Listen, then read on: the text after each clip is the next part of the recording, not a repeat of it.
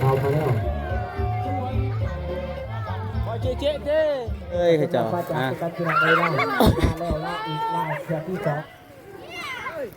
เจ้าสิจัดรอบในยามตอนเช้าได้ทุกคนเอาพอลาบนี่ใช้เมลาบนี่มากขึ้นกันบอก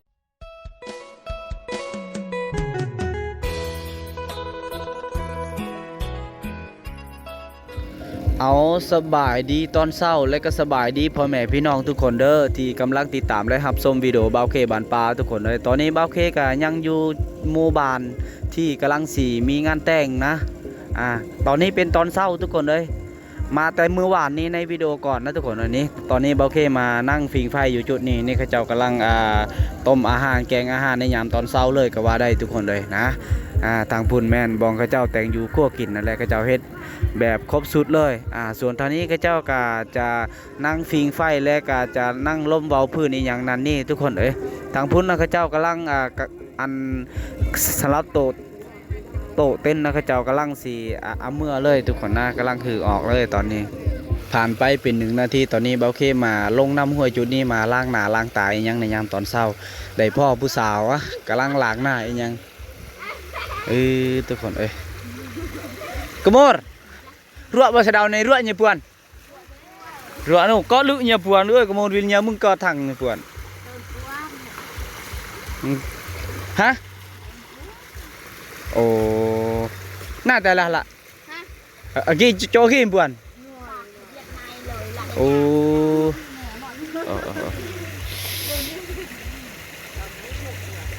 นี่แหละเขาจะมาล้างหน้าล้างตาอีกอย่างประมาณนี้ในยามตอนเช้านะทุกคนเลยนี่ผู้สาวหมู่บ้านนี่ข้าเจ้านิยมใส่เสื้อแดงเลยประมาณนี้แหละโคตรนิยมเสื้อแดงเลยมันเป็น ทุกคนเลยขนาดเลยเนี่ยปวนจะเดาในห้องโว้ยอมรับไปเนี่ยกอดเลยปวนเกิดเปลี่ยนมาดำเลยเนี่ยจ้ะบ้าโต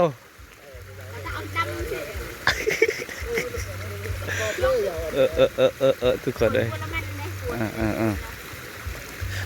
ละเมนเจ้าล่ะละเมนเจ้าไปละเมนจะบ้าบ่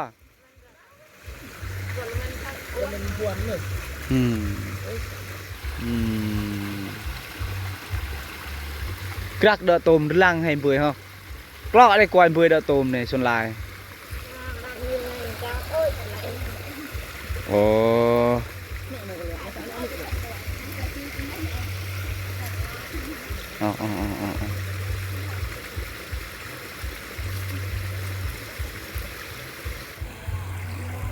ผ่านไปเป็น1 นาทีหรือว่า2 นาทีตอนนี้ก็ข้าเจ้ามาอีกแล้วทุกคนเลย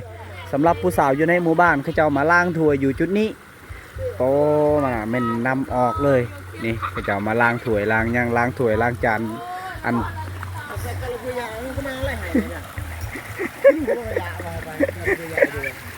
สำหรับคนที่กำลังเป็นคนทับไส้แต่งอยู่ขั้วกินอยู่ในเฮือนนะทุกคนเลยมีหลายคนนี่ไม่แต่ผู้สาวเลยอยู่อยู่ในเขตนี้ ทุกคนเลยเละแวะมาเน้นโจกเนี่ยตัวยีมันคือบ่ทุกคนเลยมีแต่ผู้สาวเลยได้นี่เต็มอาญะเลยต่อตีแต่งานผู้เล่กับปลากาสลอยดูดิสลอยตี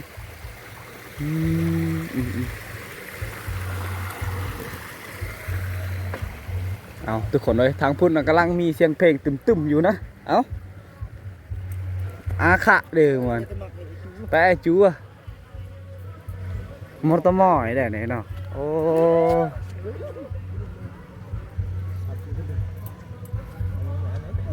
เต้าจะว่าตลุงัวควายเขาเจ้าลามแถวนี้เขาเจ้าจะเลี้ยงทุกฤดูกาลเลยได้ทุกคนเลยเบิ้งนี่งัวควายเขาเจ้านี่น่าจะแม่นส่วนพักของเขาเจ้าได้อันนี้คือถางลงเซผมแม่นดอกถางลงเซของเขาเจ้าน้ำห้วยนะก็คือน้ำเซของเขาเจ้าเลยเขาเจ้าอาศัยเห็ดอยู่ครัวกินก็คือน้ำห้วยตัวนี้แหละอันนี้คือส่วนผักกำลังงามเลยส่วนฤดูนี้ทุกคนส่วนทางพุ่นก็น่าจะมีเสียงเพลงอีกอย่างนะอันนี้เขาเจ้ามาต่อถ่อใส่ได้ เจ้าจะเลี้ยงป่าได้ทุกคนเลยมันจะบ่อนในยามตอนเช้าสำหรับป่าเขาเจ้าเลี้ยงนะนี่แหละทางนี้ก็อาจจะแม่นเขาเจ้าต่อด้วยท่อเล็กเลยได้นี่มันจะเป็นน้องป่าใหญ่ๆเลยติดกับเพื่อนเขาเจ้าทางพุ่นก็น่าจะมีเสียงเพลงอยู่นะเขาเจ้าเปิดเพลงตุ้มๆเพื่อนหลังนั้นแหละที่มีงานแต่งหรือว่าในหมู่บ้านนี่แหละที่มีงานแต่งทุกคนเลยนะเป็นหมู่บ้านที่ยังบ่ทันได้มีไฟฟ้าใส่เอาทุกคนเลย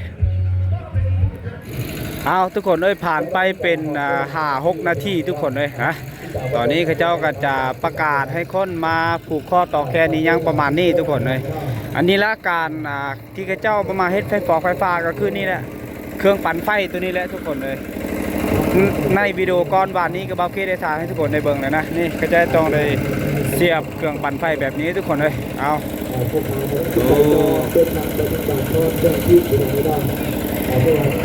ทางนี้นะเต็มไปด้วยผู้สาวเลยทุกคนในข้าเจ้าก็กำลังทาอยู่กับกำลังสิไปทรงนางทรงอย่างนะกำลังทาอยู่ตอนนี้ทาคิ้วทาอีกยังเต็มไปด้วยผู้สาวมีแต่ผู้งามๆเลยโอ้โตผู้สาวบาดนี้โคตรหลายเลยได้ทุกคนเลยแต่ว่าเฮายังบ่ทันได้เห็นหน้าเจ้าสาวที่แจ๋งที่สุดเลยโอ้นี่ก็เอาพ่อช่วยนี่ป่ะ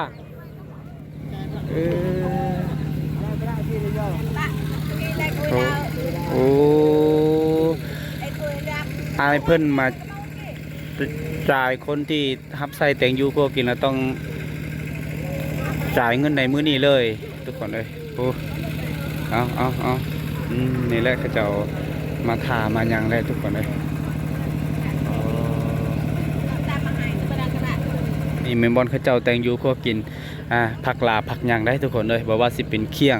อีหยังต่างๆนะนี่บอลเขาเจ้าใส่ส่วนจุดๆนี้เบาเคกาจะได้ทายให้ทุกคนได้เบิ่งอีกนะบอลเขาเจ้าแต่งยูพวกกินทุกคนเลยเขาเจ้าจะค้างหม้อดังไฟอีหยังประมาณนี้แหละนี่เห็นบ่เขาเจ้าจะค้างโดยเล็กอีหยังทุกคนเลยโอ้ค้างโดยเล็กอีหยังเลยนี่กำลังเบิกเงินเบิกอย่างในมื้อนี้แหละทุกคนเลยเขาเจ้าจะเบิกสำเร็จในมื้อนี้เลย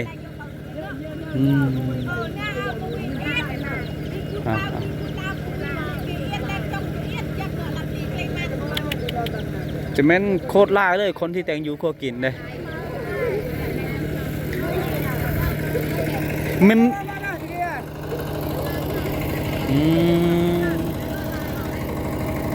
ก่อนเลยเอางั้นจะมาจ่ายเงินตอนเศร้า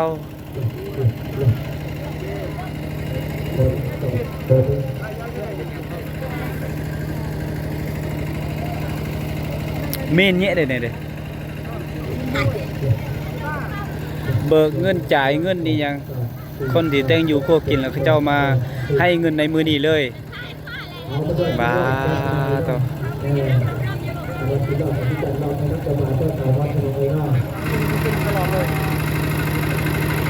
เอาไปแล้วจะปลาเจ้าสาวคนนี้พูดเอาเด้อคุณยังไงเจ้าจะจัดรอบลำวงสามัคคีในยามตอนเช้าอีกเทื่อนึงนะผู้สาวบ้านคุ้นกันไล่ได้พี่น้องไงเนาะมีแต่ผู้งามๆมีแต่ผู้สดๆว่าสันเนาะเจ้าจะจัดรอบในยามตอนเช้าได้ทุกคนเอาพอลามยืดใส่พอลามนี่พอรกับผู้สาวในเด้อพอลามเด้อยืดใส่พอลามยืดใส่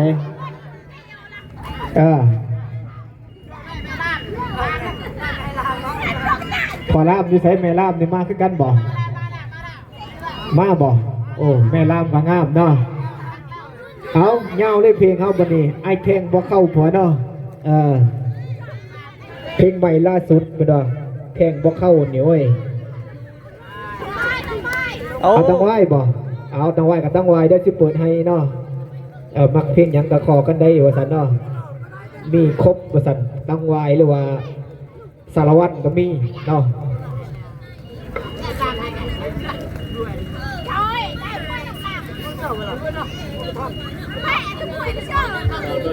เส้นมีบอลลัมตั้งใบให้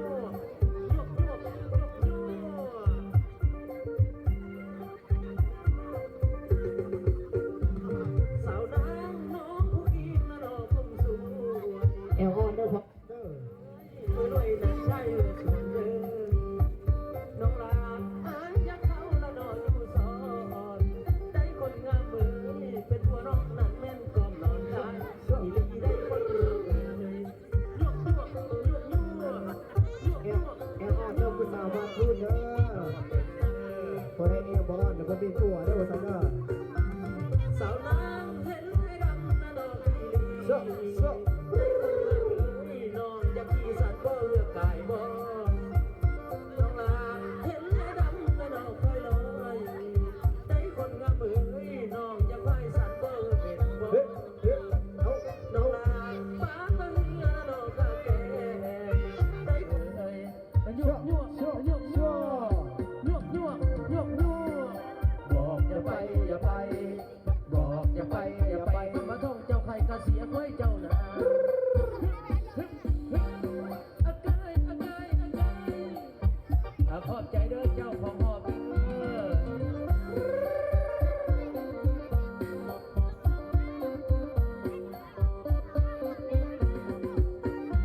ีกสาวนางอายในเหมือนกาดำปีได้คนงามเอ้ยคอยข้อนั่งอยู่กลางทุ่งแดงน้องลายานบ่สมนอสันสื่อได้คนงามเอ้ยของน้องนางผู้อยู่สูงได้อีหลีได้คนงามเอ้ยยั่วยั่วยั่วยั่วยั่วยั่วยั่วน้องลาคนบ่ตกละดอกหัวไหลได้คนงามเอ้ยสิตายได้ขนาดแม่นแดดเผาได้อีหลีได้คนงามเอ้ยยั่วยั่วยั่วยั่วยั่วยั่วยั่วยั่ว ขอเชิญเจ้าของเรื่องคนนี้ทักเจ้ามา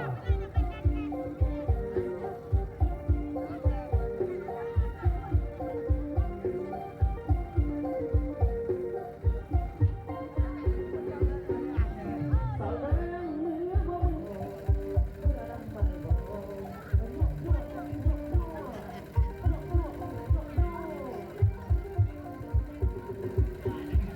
สาวนางขอไปมาโลด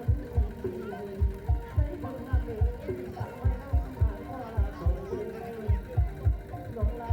ขอก็ขอลาโลบาดามารักนางผู้นำปากลาขอลาลูกแม่ขอลาลูกแม่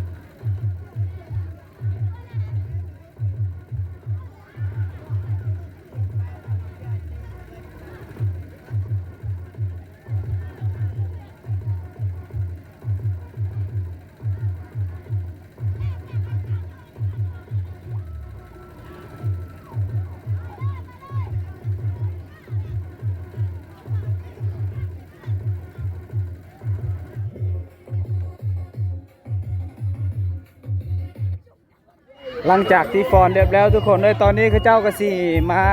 ส่งนางเลยทุกคนเลย ผู้เสพผู้สาวเด้อ เอา แม่ห้างหน้าไม้กับไฟมดผู้สาวเด้อ ผู้สาวโสดผู้สาวมีแพทย์กับไฟเด้อ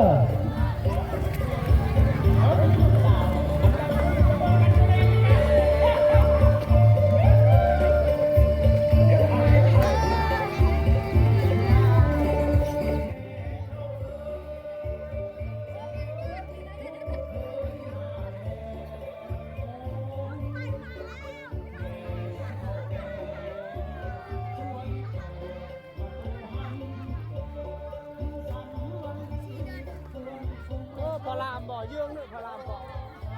บ่เจ๊เจ๊เด้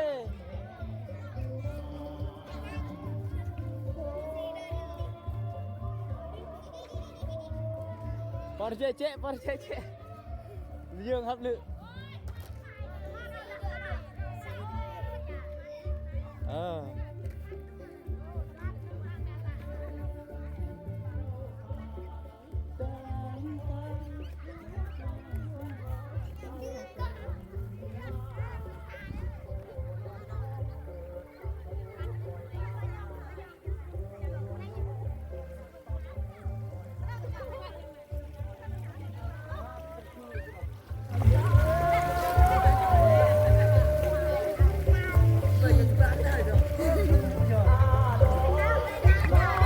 เขาเจ้าไปทางหมู่บ้านเลยทุกคนเลย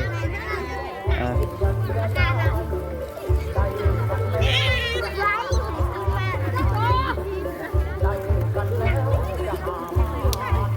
โอ้อย่าเบียเปาะเนี้ยเอาให้เปาะทุนเนี่ยเปาะทีแล้วเปาะอยู่กี่รถจักรเอาทุกคนเลยไปทางหมู่บ้านเลยเขาเจ้าผู้ล่มก็มีสลายผู้เอาขอขอบใจอะไรก็เจ้าภาพเด้อขอให้ผู้ดีที่เห็นทุกผู้ทุกคนเนาะเพราะว่าจะเป็นแขกที่มาร่วมงานในมื้อนี้ครับเนาะเอาขอขอบใจหลายๆ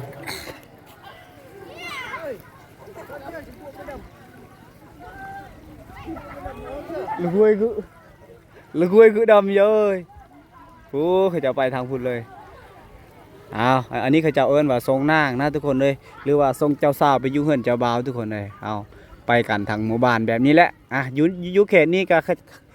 เขาเจ้าเฮ็ดแบบนี้ทุกคนเลยเอาไป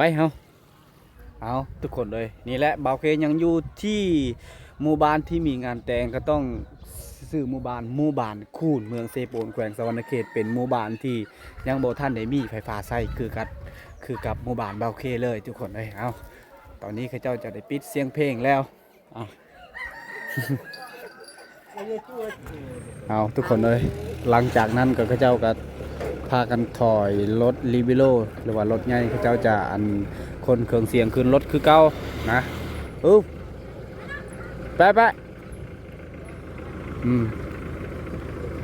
นี่ทีมงานโอ้สู้เก่งมากเลยทีมงานพวกเราเอาสบายดีกล้องเนี่ยเก่งเอาปดเนี้ยมาใส่เอาทุกคนเลยข้าเจ้าก็พากันเห็ดแบบนี้แหละขยันเด้นะขยันแต่น้อยพึกแต่น้อยเลยไปกับเครื่องเสียงนะไปกับทีมงานอันนี้คือลูกหัวหน้าทีมเลยเอาเห็ดโว้ต้องได้ยากกี่เด้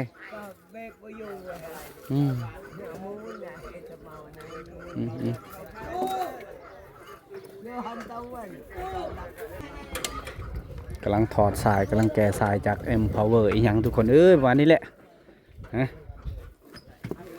จังได้เมื่อคืนจังได้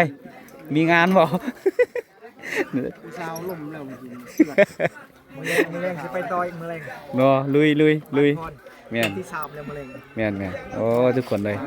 ลุยตลอดเลยสายลุย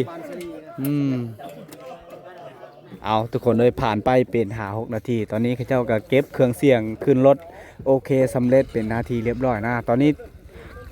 ข้าเจ้าก็พากันถือเสือถือสาดอีกอย่างไปให้เจ้าสาวและทุกคนเลยเพราะว่าสิเป็นพระห่มอีกอย่างนะนี่แหละงานแต่งอยู่จุดนี้ทุกคนเลยนะงานแต่งอยู่จุดนี้อาจจะมันแตกต่างกันกับทางหมู่บ้านเบาเคนะทุกคนในทางหมู่บ้านเบาเคมันจะแตกต่างกันนะ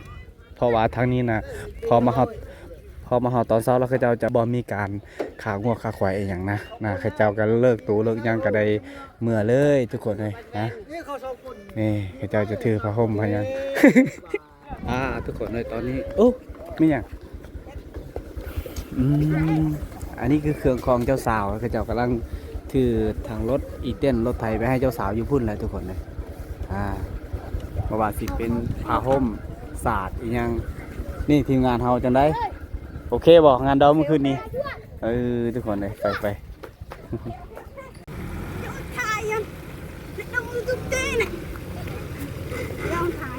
รถเครื่องเสียงทุกคนเลยกำลังลงเพราะว่าเส้นทางเขาเจ้าโคตรยากเลยเส้นทางเข้าหมู่บ้านเขาเจ้านะแต่ว่าต้องได้คอยครับคอยเขื่อนประมาณนี้แหละ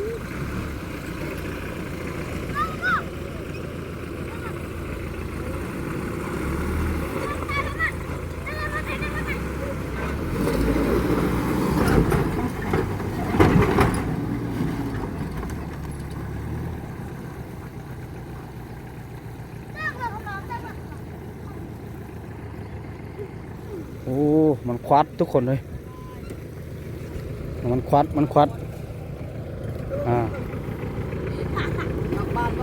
โคตรยากเลยเส้นทางหน่อยเนาะโอ้แต่ว่าอืมผ่านไปแล้ว1จุดอันนี้เป็นจุดที่2ที่ยากเข้าหมู่บ้านโอ้นี่ฟัดขึ้นได้เลยโอ้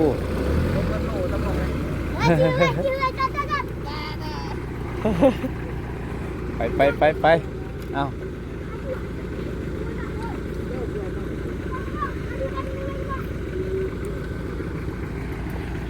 ข้างล่างคืออันนั้นคือรถอีเต้นหรือว่ารถไทยที่เขาเจ้าถืออันเครื่องเจ้าสาวนะเขาเจ้ากับคนที่ไปส่งนาคือกันนี่จุดนี้อันนี้เป็นน้ำลิ้นอันนี้เป็นน้ำลิ้นเลย ใครดีนะเมื่อตายาตำไปตัวไหน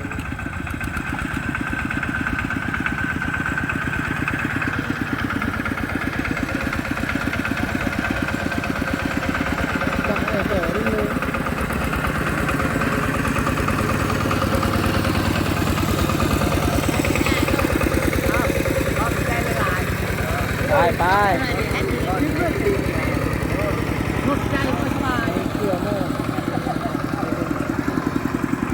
อันนี้เป็นเครื่องเจ้าสาวได้ทุกคนเลยเขาเจ้าจะถือไปทั้งเฮือนเจ้าสาวนั่นแหละฮะโอ้ขับเคลื่อนโดยรถดีเต้นหรือว่ารถไทยทุกคนเลยผ่านไปเป็น5-6 นาทีนะตอนนี้ก็ได้ขี่มอเตอร์ไซค์หรือว่าขี่รถมาฮอนเฮือนเจ้าบ่าวโอ้ได้พอผู้สาวไปแล้วทุกคนเลยเอ้าทางนี้เงียบบ่ได้มีเสียงเพลงเสียงอย่างเลยแต่ว่าเขาเจ้าก็ลิ้นมากระลอกที่ยังก็ตามภาษาของเขาเจ้านี่แหละโอ้คนเงียบเลยอยู่ดีเงียบเงาบ่ได้มีเสียงเพลงอีกอย่างแต่ว่าตลาดตะลี่เขาเจ้าขายวางขายแบบนี้แหละอันนี้แมนไฟเงินทางเจ้าบ่าวได้ทุกคนเลย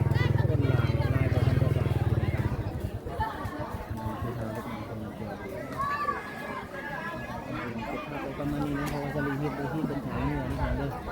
แต่ว่ามีเวลาดีเหมาะสมเพราะว่านะแต่สีใดใครทำจุดนี้ไปนั่น